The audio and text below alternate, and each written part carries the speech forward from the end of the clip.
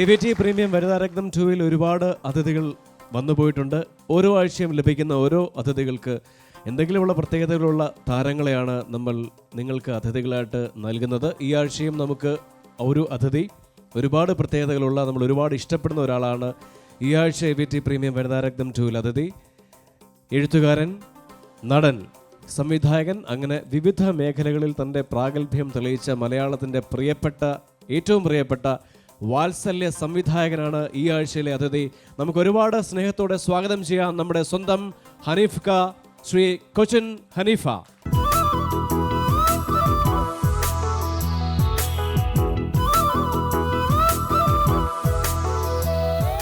ഹനീഫ് ക, good evening. Welcome to AVT premium Vanitharatnam 2 family.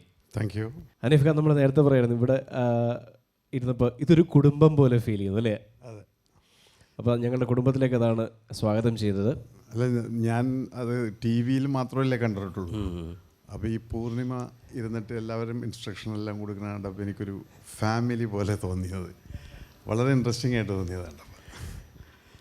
സന്തോഷം. കാരണം നമ്മളും അതാണ്, ഇത് ഒരുപാട് റിയാലിറ്റി ഷോസ് ഉണ്ടെങ്കിലും അമ്മമാരുടെ ഷോ, കാരണം ഈ കല്യാണം കഴിച്ച് അമ്മയായി കുടുംബിനിയായി മാറിപ്പോയ ആ ടാലൻസിനെ വീണ്ടും ഒന്നുകൂടെ ഷോക്കേസ് ചെയ്യാനുള്ളൊരു അവസരമാണ് AVT പ്രീമിയം വനിതാരത്നം 2 നൽകുന്നത്.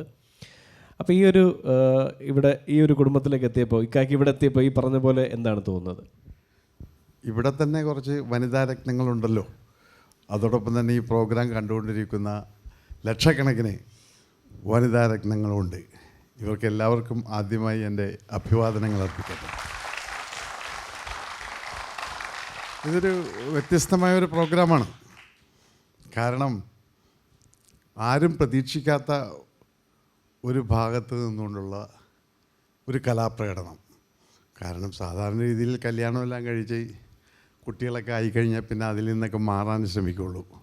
പക്ഷേ ഇതിന് പ്രോഗ്രാം നടത്തി ഇതിനൊരു അവാർഡ് മേടിക്കുക എന്നൊക്കെ പറയുന്നത് അവരുടെ ജീവിതത്തിൽ വളരെ പ്രോത്സാഹനീയമായ ചില മുഹൂർത്തങ്ങളായിരിക്കും. സന്തോഷം. ഇപ്പോൾ ഏതാണ് പുതിയ എന്ത് പനിയാണ്, ക്ഷീണം എന്നൊക്കെ പറഞ്ഞിരുന്നു? അതെ, ഞാൻ ഒരാഴ്ചയായിട്ട് കാർഗിലിലായിരുന്നു. കാർഗിൽ? നമ്മുടെ കാർഗിൽ യുദ്ധം നടന്ന സ്ഥലമില്ലേ, അവിടെയാണ്. മേജർ രവിയുടെ മോഹൻലാൽ ചിത്രം, അതിൻ്റെ ഷൂട്ടിംഗ് കഴിഞ്ഞിട്ട് ഞങ്ങൾ അവിടെ നിന്ന് രക്ഷപ്പെട്ടു ഓടി. കാരണം അവിടുത്തെ ക്ലൈമറ്റും മറ്റു കാര്യങ്ങളും എല്ലാം നോക്കിയിട്ട് അവിടെ നിൽക്കാൻ പറ്റത്തില്ല. എന്നാലും നമ്മുടെ വർക്കെല്ലാം തീർത്തു.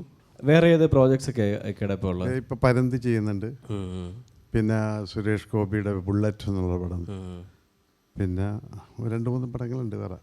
ഹനീഫ് ക, മലയാളം പോലെ തന്നെ വളരെ സജീവമായിട്ട് തമിഴ് സിനിമയിലും ഹനീഫ് കയുടെ സാന്നിധ്യമുണ്ട്. കരുണാനിധിയുടെ 3 പടം ഞാൻ ഡയറക്റ്റ് ചെയ്തിട്ടുണ്ട്. കമലിൻ്റെ കൂടെ 2 പടത്തിൽ അഭിനയിച്ചു, രജനിയുടെ കൂടെ അഭിനയിച്ചു. ഇപ്പോൾ ഒരു 10 പടത്തോളം ഞാൻ ചെയ്യും. തമിഴ് ചെയ്തുകൊണ്ടിരിക്കുന്ന 10 പടം. തമിഴ് കൂടുതൽ കോൺസെൻട്രേറ്റ്, മലയാളത്തിൽ അതുപോലെ ഡയറക്ഷൻ തമിഴിലും ചെയ്തിട്ടുണ്ട്. ഇക്കെന്താ ഇപ്പോൾ ഈ ഡയറക്ഷൻ സൈഡിൽ നേരത്തെ ഒരുപാട് സ്ക്രിപ്റ്റുകൾ ഇക്കയുടെ ഭാഗത്തും ഉണ്ടായിട്ടുണ്ട്, പടങ്ങളുണ്ടായിട്ടുണ്ട്. വാത്സല്യത്തിന് ശേഷം എനിക്കൊന്ന് സംവിധാനം അല്ലേ, പടങ്ങൾ ചെയ്തിട്ടില്ലേ? ഒന്നുമില്ല, അതിനുശേഷം പെട്ടെന്ന് ഞാൻ ഇതിലേക്ക് സ്ലിപ്പ് ചെയ്ത് വീണത്, ഈ അഭിനയത്തിലേക്ക് വീണത്. അത് ഞാൻ തന്നെ അത്ര പ്രതീക്ഷിച്ചില്ല. അപ്പം ഞാൻ അതിനുള്ളൊരു സമയം കിട്ടണ്ടേ നമുക്കൊരു മലയാള പടം ചെയ്യണമെങ്കിൽ ഒരു 4 മാസം മിനിമം വേണം. അതില്ല. എഴുത്ത് കാര്യങ്ങളുടെ ചർച്ച എല്ലാം കൂടെ. എനിക്ക് തമിഴിലും ഓഫറുണ്ട് ഡയറക്റ്റ് ചെയ്യാനായിട്ട്, പക്ഷെ അവിടെ 6 മാസം വേണം. Okay minimum. ഈ ഒരു അഭിനയത്തിൻ്റെ ഒരു ബിസി ഷെഡ്യൂൾ കാരണമാണ് ബാക്കി ഇതിലേക്ക് സമയം കിട്ടാത്തല്ലേ, റൈറ്റിംഗ് അതുപോലെ കിട്ടും. അഭിനയം എന്ന് പറഞ്ഞാൽ അത് പ്രശ്നമില്ല, അവിടെ 4-5 ഷെഡ്യൂൾ ഉണ്ടാവും. ഒരു 3-4 ദിവസം അല്ലെങ്കിൽ ഒരു 6 ദിവസം ഇങ്ങനെ കൊടുത്തുകൊണ്ടിരുന്നാൽ മതി. അപ്പോൾ നമുക്ക് മലയാളമായിട്ട് അഡ്ജസ്റ്റ് ചെയ്ത് പോവാം. എന്തായാലും സന്തോഷം. നമുക്ക് ഇന്നത്തെ ഹസ്ബൻഡ് ആൻഡ് വൈഫ് കോമ്പിനേഷൻ റൗണ്ടിലേക്ക് ഹനീഫ് കെ ഗസ്റ്റായിട്ട് കിട്ടിയതിൽ എനിക്ക് തോന്നുന്നു ഇക്ക തീർച്ചയായിട്ടും ഈ പെർഫോമൻസിൽ ആസ്വദിക്കും. കാരണം മൊത്തത്തിൽ രസമായിരിക്കും എന്ന് തോന്നുന്നു. ഏതായാലും ഈ ഒരു ഫംഗ്ഷന് വേണ്ടി എന്നെ ക്ഷണിച്ച അമൃത TVക്കും ഇവിടെ കൂടിയിരിക്കുന്ന എല്ലാവർക്കും ഒരിക്കൽ കൂടി ഞാൻ എൻ്റെ നന്ദി രേഖപ്പെടുത്തിക്കൊണ്ട് നമുക്ക് പ്രോഗ്രാം തുടങ്ങാം.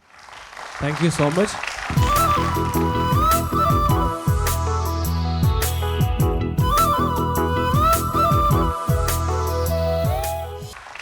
ഇന്നത്തെ അതിഥി ഞാൻ കുറച്ച് കാര്യങ്ങളൊക്കെ ചോദിച്ചിരുന്നു. ഹനീഫ് കെയാണ്.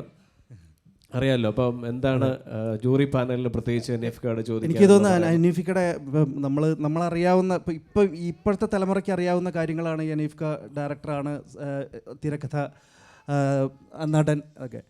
പക്ഷേ അതിനപ്പുറം ആ പഴയൊരു സാധനമുണ്ട് ഞങ്ങളൊക്കെ കേട്ടിരുന്നത്, കൊച്ചിൻ ഹനീഫ എന്ന് പറഞ്ഞ മിമിക്രി ആർട്ടിസ്റ്റ്. അത് കിഷോർ പരാമർശിക്കാൻ വിട്ടുപോയി എന്ന് തോന്നുന്നു. അത് പഴയ കഥയായതുകൊണ്ടായിരിക്കും. ഇതിപ്പോൾ നിങ്ങൾ പറഞ്ഞെന്ന് ഞാൻ മനസ്സിലാക്കിയത്, നിങ്ങൾക്ക് ഹ്യൂമർ പോരാ, ഹ്യൂമർ ചേർക്കണമെന്നല്ലേ. നല്ല ഹ്യൂമർ ഉണ്ടോ? നിങ്ങളെല്ലാം സംസാരിക്കുന്നില്ലേ? അനീഫ്ക, എനിക്ക് പിന്നെ അനീഫ്കയുടെ ഇപ്പോഴുള്ള ഈ തമിഴ് പടത്തിനെ കുറിച്ച് പറഞ്ഞല്ലോ, തമിഴിൽ 10 പടങ്ങളൊക്കെ ചെയ്യുന്നുണ്ടെന്ന് പറഞ്ഞു. എനിക്ക് നേരത്തെ നമ്മൾ സംസാരിച്ചാലും അനീഫ്ക പറഞ്ഞിരുന്നു തമിഴിലാണ് കുറേ കൂടി, ഈ മലയാളത്തിലാകുമ്പോൾ കുറേ കൂടി ടൈപ്പ് കാസ്റ്റ് ചെയ്യപ്പെടുന്നു, തമിഴിലാണ് ഡിഫറെൻറ്റ് റോൾസ് വരുന്ന എന്ന് പറഞ്ഞിരുന്നു. അതൊന്ന് നമുക്ക് പ്രേക്ഷകർക്ക് വേണ്ടി ഒന്ന്. അതായത് ഇപ്പം നമ്മൾ ചെയ്തിട്ടുള്ള കഥാപാത്രങ്ങൾ നന്നായി വരുമ്പോൾ വേറൊരു പടത്തിൽ അങ്ങനത്തെ ഒരു ക്യാരക്ടർ വരുമ്പോൾ അത് ഇയാളിടാന്ന് പറയും. ഇതൊരു 1 or 2 ഒക്കെ കഴിയുമ്പോൾ നമുക്ക് ബോറടിക്കും. അപ്പോൾ അങ്ങനെയുള്ള ക്യാരക്ടേഴ്സ് വരുമ്പോൾ പതുക്കെ ഒന്ന് ഊരികളയും, വേറെ എന്തെങ്കിലും കാര്യം പറഞ്ഞിട്ട് ഊതും. പിന്നെ ഈ തമിഴെന്ന് പറഞ്ഞിട്ടുണ്ടെങ്കിൽ ഇപ്പോൾ പണ്ട് പാണ്ടിപ്പടം എന്നൊക്കെ പറയുമായിരുന്നു. കാരണം അത് അങ്ങനെയായിരുന്നു ആദ്യത്തെ കാലഘട്ടങ്ങളിൽ. അത് ഇന്നൊക്കെ മാറിയിട്ട് ഇപ്പോൾ ഇന്ന് അവർ ഒരു ഭയങ്കരമായിട്ടുള്ള ഡെവലപ്മെൻറ്റ്സാണ് അവരുടെ. ഒരുപാട് നമ്മളെക്കാളൊക്കെ ഒരുപാട് നമ്മൾ തുറന്ന് സമ്മതിക്കില്ല, പക്ഷെ നമ്മളെക്കാൾ ഒരുപാട് അവർ മുൻപോട്ട് പോയി. ഇപ്പം നമ്മൾ അവരെ ഫോളോ ചെയ്യാണ്. അവർ ടെക്നോളജിക്കലായിട്ടും അതുമാതിരി ഒരു പിടി യങ്സ്റ്റേഴ്സ് ഉണ്ടല്ലോ. യങ്സ്റ്റേഴ്സ് എന്ന് പറഞ്ഞാൽ ഒരു പുതിയൊരു ഡയറക്ടർ വന്നാൽ അയാൾ സ്ക്രിപ്റ്റായിട്ടാണ് വരുന്നത്, അയാൾ എഴുതിയ ഒരു സ്ക്രിപ്റ്റുമായിട്ടാണ് വരുന്നത്. അതാ നമ്മൾ പ്രതീക്ഷിക്കാത്ത ചില ഇതിവൃത്തങ്ങളും മറ്റു കാര്യങ്ങളൊക്കെ വരുന്നപ്പോൾ ഒരു ഭയങ്കര അട്രാക്ഷൻ എനിക്ക് തോന്നി. അങ്ങനെ ഞാൻ കുറച്ച് പടങ്ങൾ ഓക്കെ ചെയ്തതാണ്. അപ്പോൾ തരക്കേടില്ലാത്ത ടെക്നീഷ്യൻസിനെ നോക്കിയെടുക്കും. അതാണ് തമിഴിൻ്റെ എനിക്ക് തോന്നിയ ഒരു ഇത്. എനിവേ ഹനീഫ്ക, വെൽക്കം ടു വനിതാരത്നം ഫാമിലി. നമസ്കാരം ഹനീഫ്ക, വളരെയധികം സന്തോഷമുണ്ട്. ഞങ്ങളുടെ കണ്ടസ്റ്റൻസിന് വേണ്ടിയിട്ട് ഞാൻ പറയുന്നത്, വേദിയിൽ താങ്കളെ ഗസ്റ്റായിട്ട് കിട്ടിയതിൽ വളരെയധികം സന്തോഷമുണ്ട്. ഞങ്ങളുടെ കണ്ടസ്റ്റൻസിനോട് എന്തെങ്കിലും പറയാനുണ്ടോ? കണ്ടസ്റ്റൻ്റ് പറയാനൊന്നുമില്ല, അത് കാണാൻ വേണ്ടി ഞാൻ ഈഗറായിട്ടിരിക്കുന്നത്. ശരി, അപ്പോൾ ഇനി കണ്ടു കഴിഞ്ഞിട്ട് എന്തായാലും പറയണോ? തീർച്ചയായിട്ടും. Thank you so much Kishore. Thank you Ponnima, thank you Murali ചേട്ടാ, താങ്ക് യു ഹനീഫ്ക.